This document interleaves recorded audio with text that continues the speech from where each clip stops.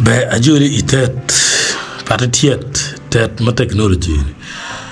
program ite churi pro Evo TV I video ne wabena no kit ma ke lao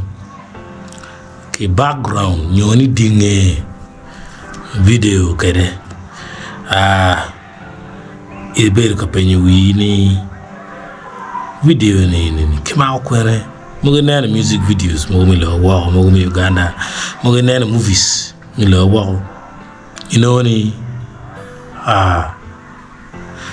inano no kamo ma kere search internet no pay willow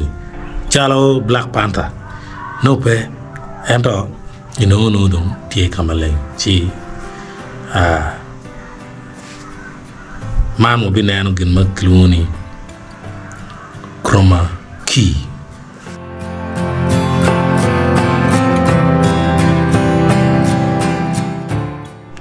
be chroma key ubedo gen magiti ke me lock background kun lebma yang chon kluni green screen piano no kemartich polik green background kiken kan technology mi chroma key dong mago wakala mo ken tekmeti solid background ento no mere object ma imprimer ko gudni o mere pe ko ngo ko be kala marom ki background enuni wanayana la bole ma cheikh mo biti UK video ni ena ye we me rest in peace pa BP ma the way ma gulgu tare ka we ne maguti UK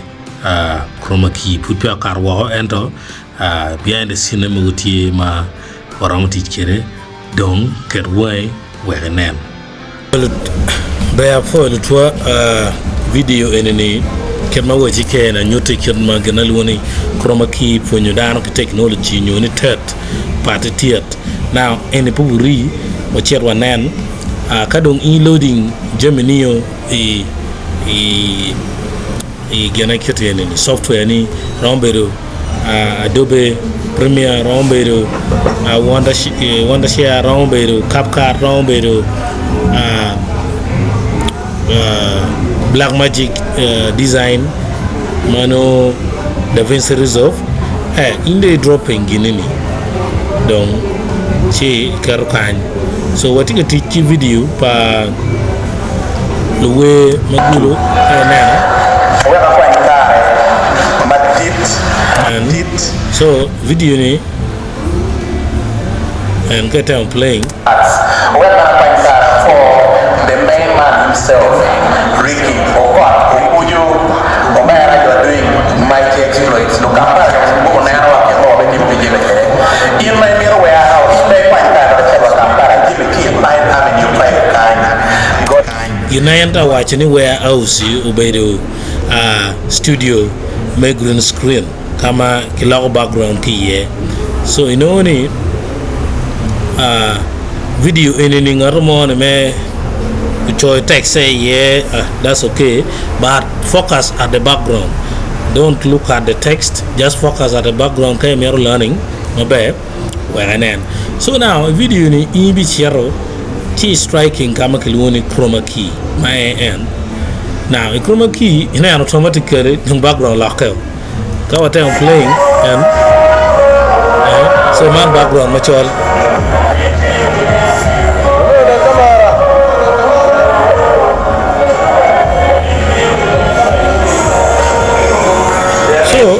ni in a background la on bat ka mer be smooth chi tiu ki gena gloni eye dropper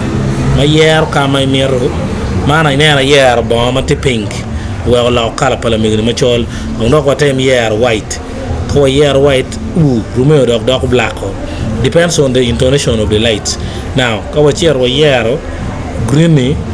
chi la background perfectly so you made offset tolerance way around me depending on kidma no tell what kede si no kete enen so now la ko background ko don ka la ko background I downloading some presets me background ka enen ma amete wati kede for example Egypt ni ata woni waket chalo jonte Egypt and so it will crop and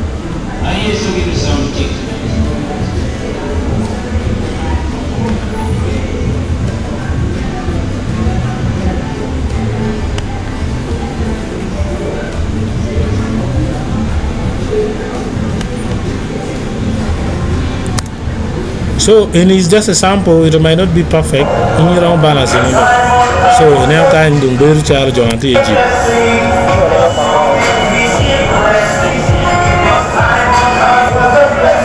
No. So we're on teach back on no polata. You're on quanyo. Bill I get nothing at P. The time carry on and.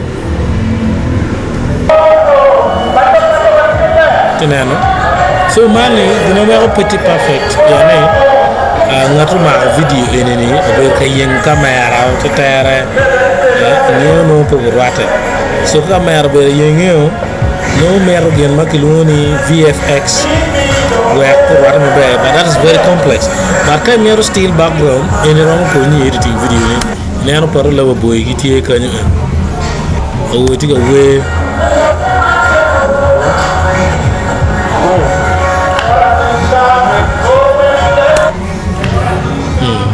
so ina jomi noti ma wow ketu mere ka wachira nyim waramo ketu sunset as a background. So sunset and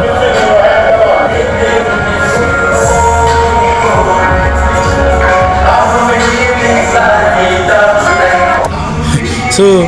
I give me issue where we be acting get away when so it is not looking nice name. I'm just showing you how to remove the background but jump kind of wing.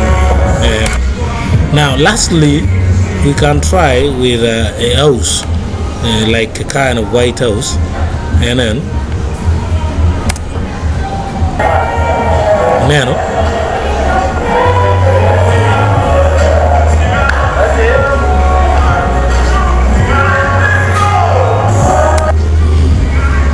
chroma key and no kind of value per chroma key, you know, me a chola chwala chana mom at titty and up a ballo. That's just a joke. And a for no video ni again ni dong is subscribing. Kapu pe subscribe. A for matek and chroma key and no can make a law key video kere no programmed subscribe. Kakwa maka. Abila nero wachon kibo binule tong kicholpa